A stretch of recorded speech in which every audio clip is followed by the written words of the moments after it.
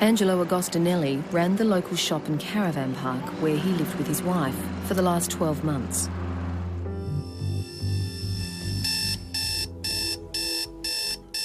But one morning, Gina woke to find her husband had disappeared. There was a ring of truth to some of what he had to say. We thought it was just two people, then it was a third person, now it was a fourth person. I suggested to her that what she had told me now cast some serious doubts upon her story. All got too much for him, I think. And he explained that he could cope with it by practising yoga. We found quite a significant amount of blood. But the rumours continued, and fairly strong rumours. This was another twist in this whole saga and came as a complete surprise.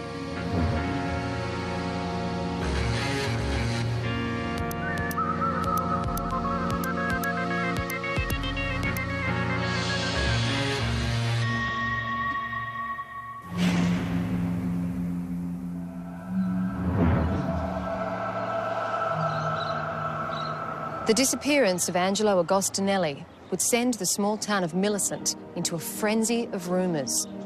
There were some dirty little secrets hidden in the caravan park where Angelo lived with his wife, and forensics would uncover every last trace of them.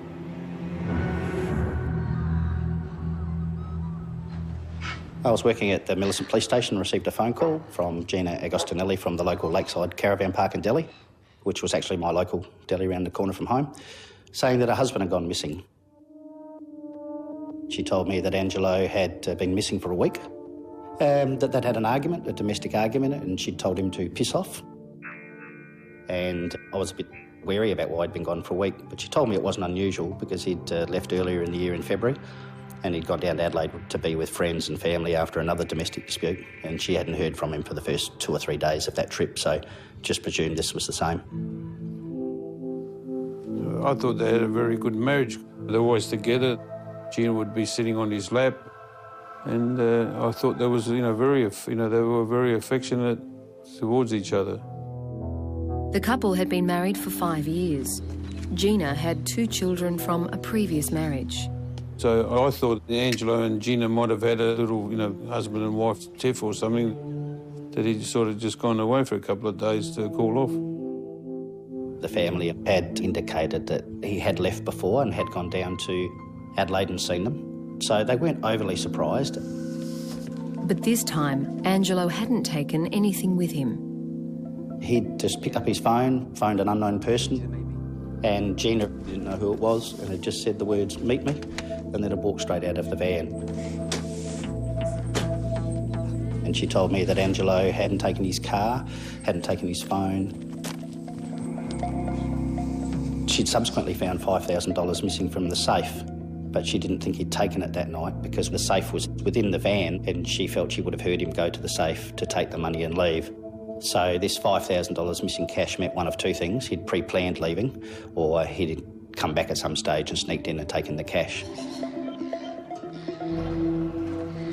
In the small town of Millicent, word spread quickly that Angelo had disappeared. Most of the townsfolk thought one and one only thing. Angelo was having an affair.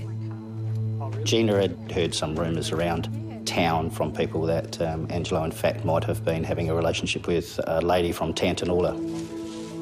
Given that I knew of the woman through some health issues that she had, and also the fact that she had associated with a number of men in the past, I wasn't quite surprised at the fact that Angelo might have gone out there.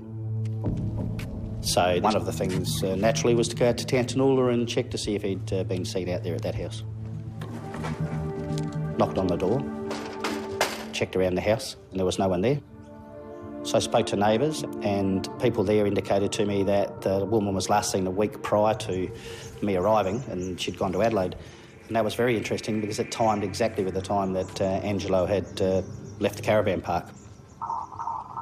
I was very confident that it was just a missing persons report and that the husband and wife had had a dispute. I expected him to come back or at least be found very quickly so it wouldn't be a long outstanding missing persons file. 3 days after the report had been filed, there was no sign of Angelo or the woman from Tantanoola. And while Angelo may have taken the $5,000 from the safe, none of his bank accounts or 4 life insurance policies had been touched. I thought that he could have gone with the other woman, but my brother wouldn't have gone anywhere without his 4-wheel drive. He just loved his car and just liked driving it, and he wanted to be with it, and he wouldn't let anybody drive it. And he just loved his 4-wheel drive. So I asked the family those normal questions about whether he might have been involved in gambling or whether it was drugs or anything else in the background, or about whether they believed he might be suicidal. Police asked me if Angelo was suicidal or depressed, and I said no, he's not. He wouldn't have been, no. My brother was never into gambling, he wasn't into drugs. And Jean indicated that he'd been under a bit of stress at work and, of course, their domestic argument, but never that there was an indication that he would commit suicide. The family decided to put a letter in the paper, but again, the 33-year-old made no contact. This time I started to think that there were only 3 possible scenarios because it had been a fair while that he'd been missing. One is that he has left with the other woman or someone else who'd been the meet me. 2, he's committed suicide, which was highly unlikely. The 3rd one was foul play. Doesn't matter if you don't get in touch with me. Just ring somebody to let us know where you are, please. Angelo Agostinelli had been missing for nearly 2 weeks. The last time he had been seen by his wife, they were fighting. The rumour was that he'd run off with another woman. She had just been found. We caught up with this woman, spoke with her, and she told us that she knew Angelo but was not involved in any relationship with him. She said that she had been to the caravan park, Delhi, on a couple of occasions and had spoken to Angelo while she had been there. But other than that, she had no further dealings with him. Now, another rumour was doing the rounds of the town. Millicent's an interesting town where nearly everybody knows everybody, and I think that's been one of the problems with this case. Rumour then started to get around, and I was told that, in fact, Gary Lewis and Gina had been having an affair. Gary Lewis was the local butcher and had been living in the caravan park for 6 months. Gina denied that she'd been having any sort of relationship with a person named Gary. Hey, Gary. She said that her relationship with Angelo was a good relationship, that he was a loving husband, but they had normal marital arguments and argued about things that went on from day to day in the caravan park. Go through with your Canadian plan. It was important then that we speak as soon as possible with Gary, and he denied that he was involved in any way, shape or form in any relationship. He got on very well with both Angelo and Gina and had in fact played cards with them on a regular basis, so he rated himself as a good friend. He would take evening walks with Gina, but there was no more to their relationship than that. I felt that there was a liaison between Gina and Gary. However, I believe there was still a strong chance that Angelo would be found because he had left home once before and did return. And there was still the persistent rumour that Angelo was with the woman from Tantanoola. We were confident the lady said that she hadn't had a relationship with him, but the rumours continued, and some fairly strong rumours. So we still had patrols keeping an eye on the house, looking for him, in fact looking through windows, just trying to make sure he wasn't there. Then there was another rumour. This time, Steve Chappell's wife heard at the local beauty salon that Gina had cut her arm on the meat slicer at the deli. This happened around the same time that Angelo disappeared. And so next move was to find out why Gina hadn't told us and what had happened. Gina explained to me that she hadn't cut her arm on the meat slicer, as she had told people, but that she had had a fight with Angelo on the night of his disappearance, that during the argument she had raised her arm and pointed a finger at him, and that he had picked up a knife from the kitchen bench and moved his arm towards her and cut her arm in that motion.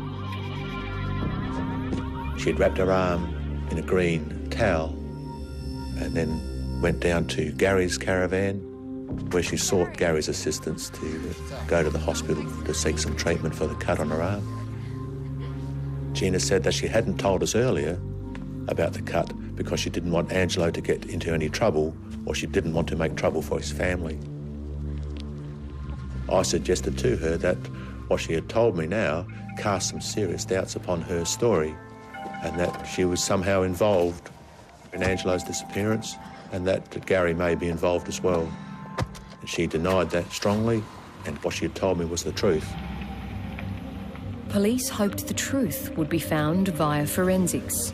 Gina was nervous, but she was willing to show us the arm, and she was willing to show us around the caravan. There were some traces of blood in the caravan area on some carpet. It gave them that impression that the stain was quite old and it didn't look very fresh. And given the time this occurred, it wasn't likely that that was caused by bleeding from her arm, although I still obviously did the hematuria test and found that it did contain traces of blood. The carpet was cut out and taken for further testing, but no other blood could be found anywhere in the caravan. And which was a little unusual when you consider the size of that laceration. You'd expect blood to get somewhere, even sort of under the crack of a bit of lino or somewhere where you wouldn't necessarily get to it to clean it up. Then we moved on to the vehicle that Angelo owned and really loved so dearly. That was his pride and joy. It was like a four-wheel drive with a tailgate flip-up. And in that tailgate area, I did find what appeared to be a bloodstain, and I did the presumptive test again for blood and found some faint possible bloodstain on that back tailgate area. But it wasn't really enough to seize the vehicle at the time. So then we just locked the vehicle up and gave back the keys. The next time I spoke to Gina, she'd phoned me up and was quite upset, and in fact told me to tell the detectives to leave her alone and that they were picking on her and that they believed she was involved in Angelo's disappearance in some way. And she kept telling me to tell them to look in the right place. I asked, well, what's the right place? And she just kept saying the right place. Couldn't take me any further. Police had continued to keep an eye on the house and the woman from Tantanoola, but they were also looking elsewhere. 33-year-old Angelo Agostinelli has been missing for over 2 weeks. He was last seen at the Lakeside Caravan Park in Millicent, where he lived and was the proprietor. While there have been a number of sightings and rumours to his whereabouts, he has made no contact with his family. Today, police searched the local swimming lake and the nearby scrubland, but found nothing. They are still treating his disappearance as a missing persons case.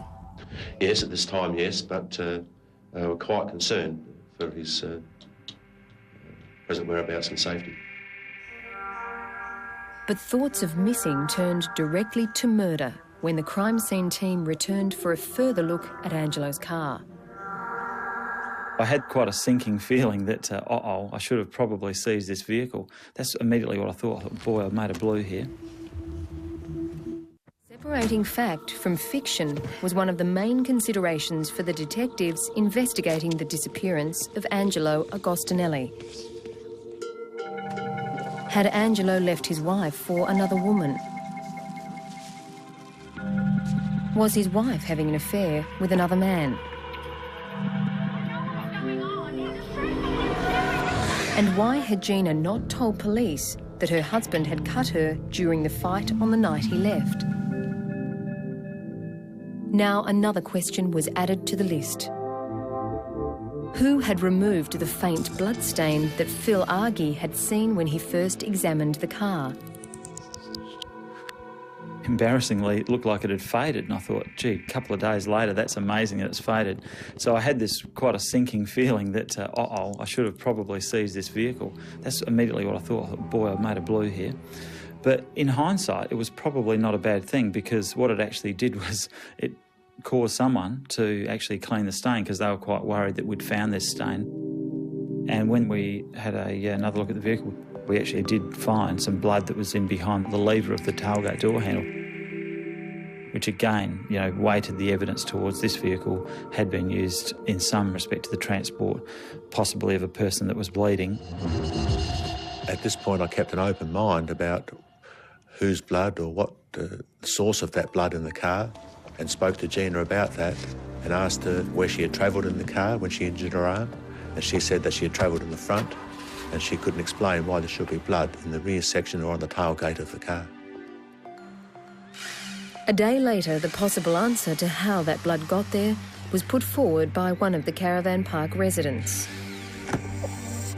Henry Miller came forward with a story that Angelo had been working on the back of the four-wheel drive repairing a window from one of the vans, and that he'd cut himself with the drill bit. I went back and I examined the caravan. I took some photographs of the caravan that was allegedly fixed up by Angelo. I checked the caravan window where he would have used the drill to put a new pot rivet in. There was no evidence of blood on that caravan. I checked that thoroughly. I was trying, obviously, to either support or deny that story of Henry Miller's. When Angelo's car had been taken for forensic examination, it had been pulled apart. We stripped back the trim of the tailgate, and inside the trim, on the actual locking mechanism inside the tailgate, which you couldn't normally see, there was about 10 cc's or 10 millilitres of blood, which is, we just estimated that was quite a significant amount of blood.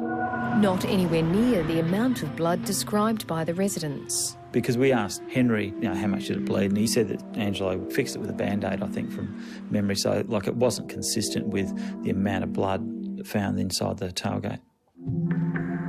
What had happened, we presumed, was that blood had dripped down from inside the window glass of the tailgate down inside the lock. And whoever had cleaned up the blood on the window itself didn't obviously pull the tailgate apart, so we actually found the blood on the inside of the locking mechanism, which was quite a breakthrough.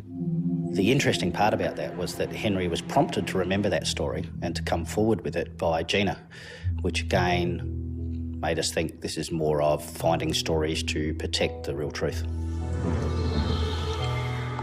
Blood from the car was sent to Adelaide for DNA testing, along with samples from Angelo's family.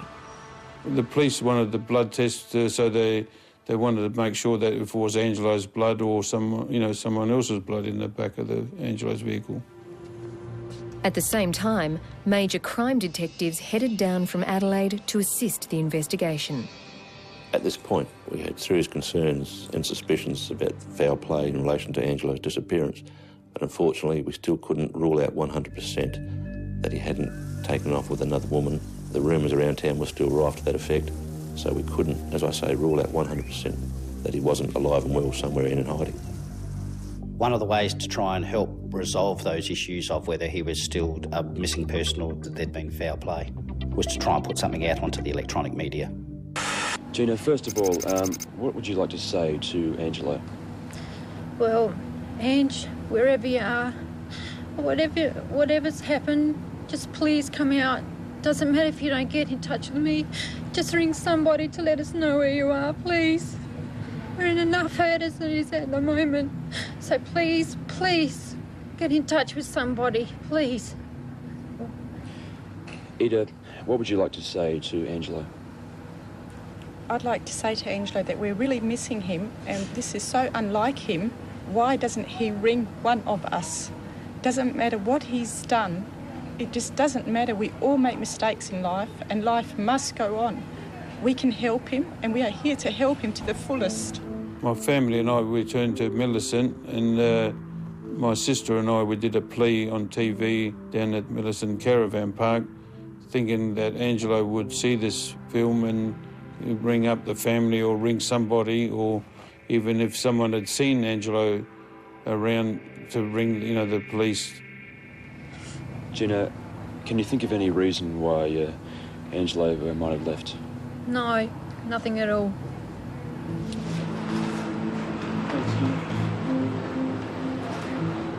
I would have to say during that, Gina was very convincing. She was quite emotional, very strong in her need for him to come home, and given our suspicions, it sort of confirmed my belief that if our suspicions were right, she was a very manipulative person and a very good actor. Not long after the appeal was made, the blood results came back. The blood found in the car was indeed Angelo Agostinelli's. We believed we were investigating a homicide. We believed that Angelo had been murdered, and more than likely Gary and Gina were responsible for it. Police believed the best way forward was to put listening devices in Gina's caravan and Gary's cabin.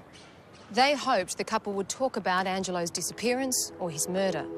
What they heard was totally unexpected. Doesn't matter if you don't get in touch with me. Just ring somebody to let us know where you are, please. Police believed that Gina Agostinelli was responsible for the disappearance and possible murder of her husband Angelo, and that Gary Lewis, her alleged lover, was involved. But listening devices in Gary's cabin turned up another suspect. We had no idea that there might be other people involved in the disappearance, apart from Gina and Gary. And when this resident said what she did say, it became obvious to us that there was a third player at least involved in this investigation, and that she had some knowledge about it. The resident was Helen Miller. She was a good friend of Gina's and had verified with police that she had washed the towel that Gina had given her from the night her arm had been cut. Helen was also the wife of Henry Miller, who had told police about Angelo's so-called accident with the drill. The listening devices were monitored on a daily basis, and we knew Helen went to Gary's cabin and they spoke, and Helen said something along the lines of, "I don't know how I can cope any longer." And Gary explained to her that he could cope with it by practising yoga. The conversation between this resident and Gary, that didn't give specifics, that didn't mention Angelo had been done away with, or words to that effect, but just the tone of the conversation, it was obvious to us that that's what they were talking about. And it became imperative to speak to her at some stage. It was decided that because they were actually talking, it would be a good idea just to let the listening device run a bit longer, just to encourage a bit more conversation. We may have learnt a bit more about it. We may have learnt where Angelo was buried, if that was the case.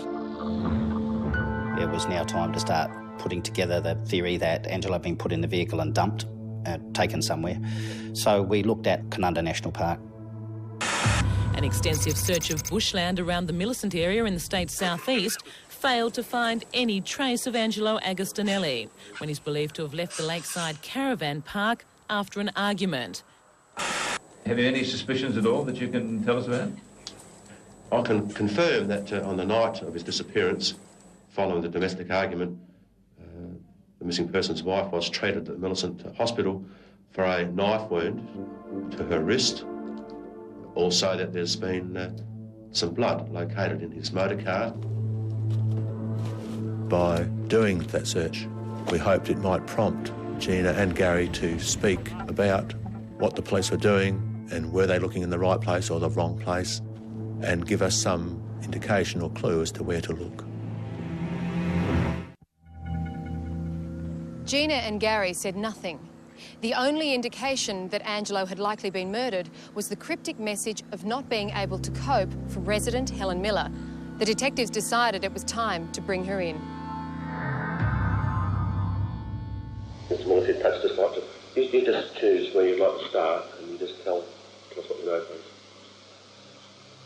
Gary came and got me on the Thursday morning, around about 1:30, I'd say, and asked me to watch the kids because she had a cut arm. Gary took her to the hospital. I don't know what else you want me to say. How did she say she'd done it? She told me Angelo cut her. Did she say why it occurred? That they had an argument.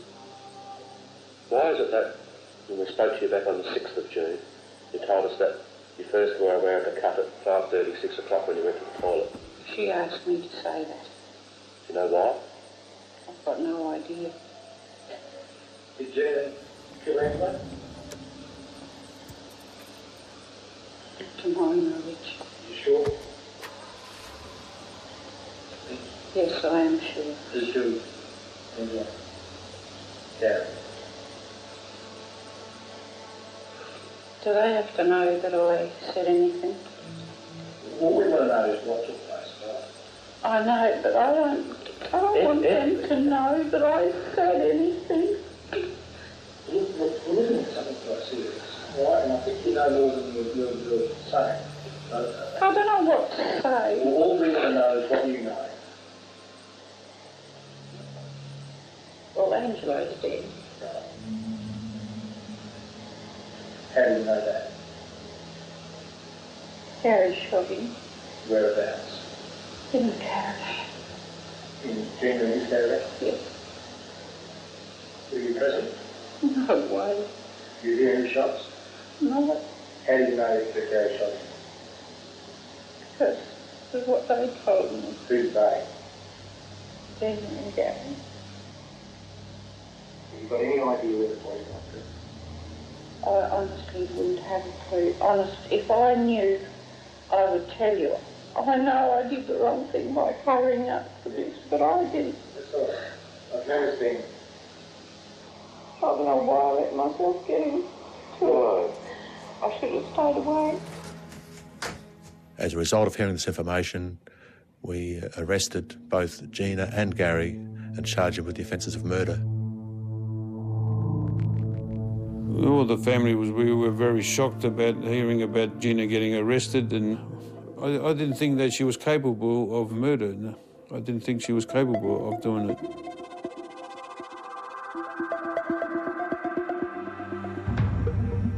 We thought if Gina wasn't happy being with my brother, she could have left him, or, you know, why take a, person's life. I don't know. Both Agostinelli and Lewis appeared in court this afternoon before Mr. Justice Brown. In opposing bail, Assistant Police Prosecutor Graham Smith claimed police were concerned that Lewis may interfere with the Crown's vital witness, a woman. In further opposing bail, the prosecutor said police are concerned that the accused may interfere with the body of Mr. Agostinelli, which has not been found. Today, the search effort stepped up. Acting on information, major crime squad officers and a host of local police scoured the Millicent rubbish dump. The Millicent rubbish dump joins the national park, and butchers have a key to that dump so they can get in at any time to use an offal pit. Gary is a butcher and has access to that area and knows that area, and we considered it possible that Angelo may have been dumped at the dump or at the offal pit, but that search proved fruitless. It was decided to go back to Helen Miller and see what else she knew, whether she was holding things back. And we learned that Gary hadn't actually shot Angelo, that Gary had told Helen that he'd actually had stabbed Angelo. And it was during the course of the stabbing that Gina had received the wound to her wrist.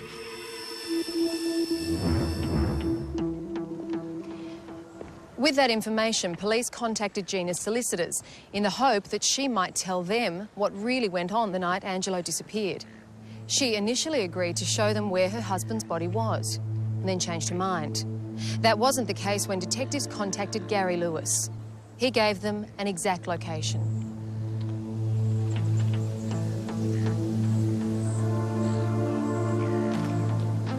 We went into the scrub, made our way into the scrub, about 5 metres, and there we found a body.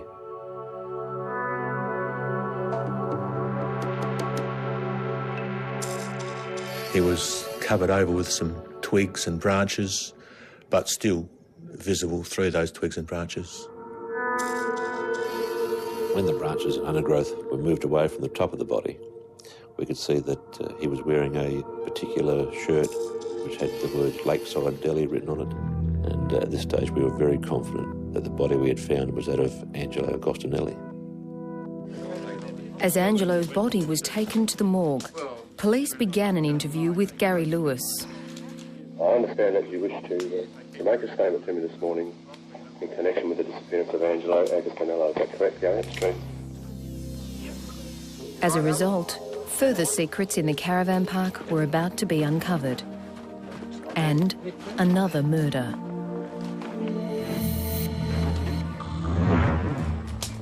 The man's body was discovered 10 metres off a track in the Canunda National Park near Millicent at 11 o'clock this morning. Although formal identification is yet to be made, police say there's little doubt it's that of the 33-year-old caravan park owner.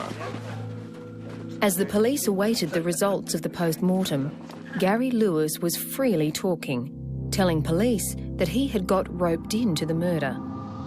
I went up to the shop one off, and there was a hell of a row going on. He was getting stuck into Gina. He had bad mood swings, was always complaining about different things. Was always at the children, and that's when Gina and I used to get very close. All I know is I just wanted to help Gina. He says that during this time he got closer to Gina and she continually said that she wanted Angelo dead, and came to this night that Gina summoned him to the caravan. What was the nature of the discussion with Gina, can you recall? She wanted him down in tonight. Did you go into the caravan? Yes. And tell me what you saw in there. Angelo was laying on the bed. She was outside. I was standing in the bedroom. Didn't know what to do. And she'd come back in the van. I'd make some excuse. And she'd go back outside again. I was trapped. He woke up. And Gina had just come in at that time. He tried to walk across the bed. I went ass up dead. Hit his head on the side of the board. Gary then told us that they took Angelo outside and put him in the back of his van, and were going to drive him to the hospital to receive treatment. He said on the way to the hospital, Gina was still insisting that Gary finish the job. And what was Gina saying? She was just screaming at me. To do what?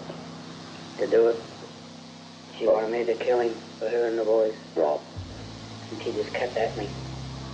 Even when we stopped, we got him out the car. Do you remember where that was? No, just on the side of the road.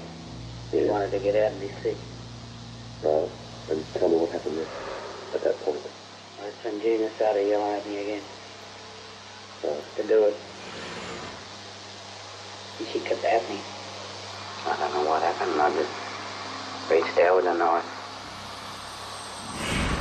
There's nothing to do. I'll never forget his voice. He just yelled at me, "Why did you do that for?" How many times did you stab him? Only the once.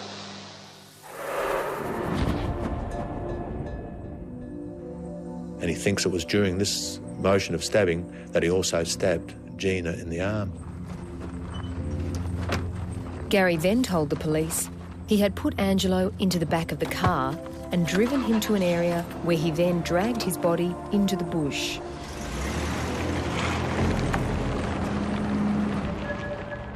What's your reason for doing this? Are you involved in a relationship with Gina? No. How far does your relationship extend? He's a very, very close friend.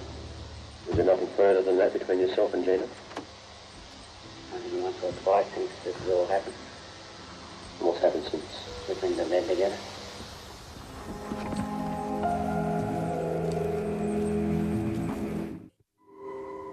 At this point of the confession, the results of the post-mortem came in. Angelo had been stabbed.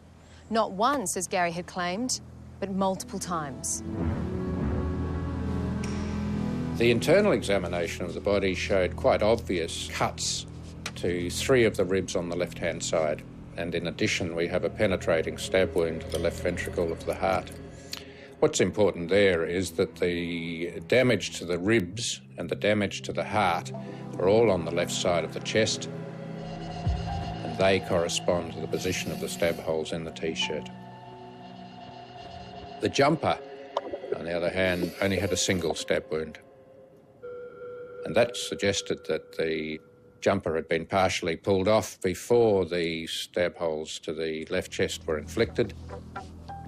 It's quite possible that one or more of the stab holes were inflicted after he died, perhaps after the body had been moved to the situation in which it was found. The other major finding at the post-mortem examination was a substantial head wound. So serious was the injury that it could not have been caused by Angelo hitting his head against the cupboard. A weapon was involved. And the obvious suggestion is a hammer, but something bigger of the nature of a sledgehammer could achieve this result. So as to how the events of the night unfolded, in what order, and when these injuries were inflicted, we can only presume or speculate. I thought that Gary was very much trying to minimise his role in what had taken place. There was a ring of truth to some of what he had to say, but a lot of it was trying to diminish his responsibility. In fact, Gary had told the police that Gina had been trying to kill Angelo for months, and that Helen Miller, the whistleblower, had been part of the plan. Helen Miller used to crush up tablets that she used to do some cooking for them. Yes. And she used to put the tablets in cakes and stuff she made for Angelo. Who told you that? She did herself. You're saying you think there was some conspiracy between Helen and Gina to poison Angelo?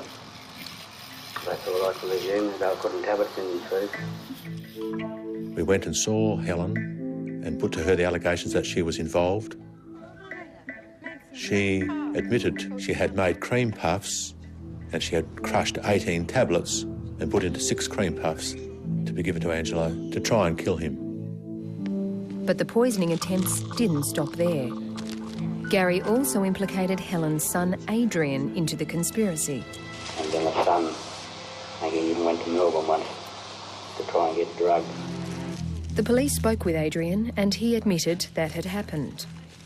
Gina gave him $600 to do this, but once he got there, he decided he didn't really want to be a part of this. It all got too much for him, I think. He decided to buy some speed. They did, in fact, give some of this to Angelo, but it didn't have much effect on him. I think he just developed a bit of a headache out of it all. Adrian had also said that Gina had told him, quite bluntly, that she didn't want half, she wanted the lot, meaning the houses that they owned in Adelaide, and there was a rather healthy life insurance policy on Angelo's life. Helen also told us that Gina had drugged Angelo's mule on the night that he was killed.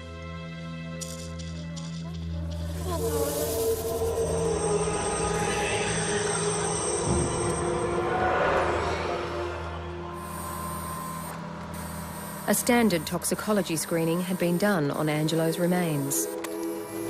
And the results indicated low levels of a drug called diazepam. Diazepam is sold under a variety of names, the commonest or best known of which is Valium. Adrian and Helen Miller were charged with conspiracy to murder, but not before they had spilt the entire can of beans. This was yet another twist in this whole saga and came as a complete surprise. We now found that we were possibly investigating a second homicide. When Angelo Agostinelli disappeared, police had no idea that they would have 4 people implicated in his murder. We thought it had been confined to initially just 2 people, then it was a 3rd person, now it's a 4th person. That 4th person, Adrian Miller, was now telling police that Gary Lewis had killed another man. This was yet another twist in this whole saga and came as a complete surprise. The story was that an itinerant was in town and he was nicknamed Bluey, and that Gary and Gina had arranged for him to kill Angelo for a fee of $1,000. And Bluey allegedly asked for more money. He argued with Gary over this, and Gary had killed Bluey. Bluey was meant to have been murdered in the house where Gary formerly lived prior to going to the caravan park. Adrian had told the detectives that he'd actually visited the house and that he'd seen a large stained area on the carpet. So when police went back to the scene, they were able to confirm that there was a stain on the floor, but it had been cleaned with chemicals, so blood traces were sort of very hard to find. But they found a split waterbed bladder. Adrian said that Gary had killed Bluey and put him into a split waterbed bladder, and that he'd taken him out and buried him very close to, in fact, where Angelo was found under Bevlock's Ford. The waterbed bladder was inspected, tests were done on it, and it gave a weak indication for blood. And the blood was non-indicative of any of the people that were involved in the case, so whose blood is it? It's an unknown. There was also a piece of paper located at the house, simply with the words Gina, $1,000, which reinforced our belief that Bluey did exist. As a result of this information, I went and saw Gary again in the jail and spoke to him about Bluey. No such person as was a make-up person. So when Helen and Adrian were on about getting rid of Angelo, and pressure started to mount on me, the only thing I could come up with was to make up Bluey. Did you tell them anything else, what you'd done with his body? Yeah, I told him I'd dumped his body under the bridge. Did you put anybody's body under that bridge? No. Bluey don't exist, Alan. Bluey exists up here, mate. In your mind? He does exist up there. But police believed Bluey may well have existed. Locals had seen an itinerant around the town and given them a description. They were now searching under the bridge where his body was allegedly buried. We went out to that bridge and we had a range of people out there with us, people to be able to pump out the water with emergency services trucks, people down in there digging underneath. We even got divers down from the police squad in Adelaide, and they had to dive in 3 foot of black murky water and feel their way out on the drain. So we did a fairly extensive search, but unfortunately there was nothing found. You're still convinced there is a body? We're certainly convinced there's a body. And how connected is it with the Agostinelli case? Well, as I say, it is not connected with Angelo's death, but it is related to it. Are you fazed by the fact you didn't find a body yesterday? We're very disappointed, yes, because on the information we had, other information proved to be correct, and the location of the body apparently not so. What reason do you think there could be for it not being here? Well, when the body was put here, we understand that the bed of the canal was dry. So since then, of course, several feet of water have been through and the body may have been dislodged. Despite searching downstream, the body was never found. But one interesting item did turn up. What was found was a large sledgehammer, which was found under the bridge, which I suspected may have been the weapon used to cause the fatal or the near-fatal injury to Angelo on the night he was murdered. But that was never proven. 9 months after Angelo Agostinelli had been reported missing, his wife and Gary Lewis stood trial for his murder. But the proceedings took an abrupt halt. During the second week of the trial, they changed their plea of not guilty to guilty. I think this was mainly due to the overwhelming evidence that had been mounted up against them, and also largely, I think, to the evidence that was given by Helen and Adrian Miller. Gina and Gary were both given life sentences with a non-parole period of 20 years. But in an appeal against the severity of the sentence, that non-parole period was reduced. Both will be eligible for parole in 2011. Because Helen and Adrian Miller agreed to give evidence, their charges were reduced. Helen was charged with impeding an investigation and administering a poison. She was sentenced to 4 years jail and did 1 year before being released on parole. And Adrian received a suspended sentence. Just prior to the trial commencing, the woman from Tantanoola was found hanging in her house. Her death was ruled as a suicide. Bluey's body has yet to be found.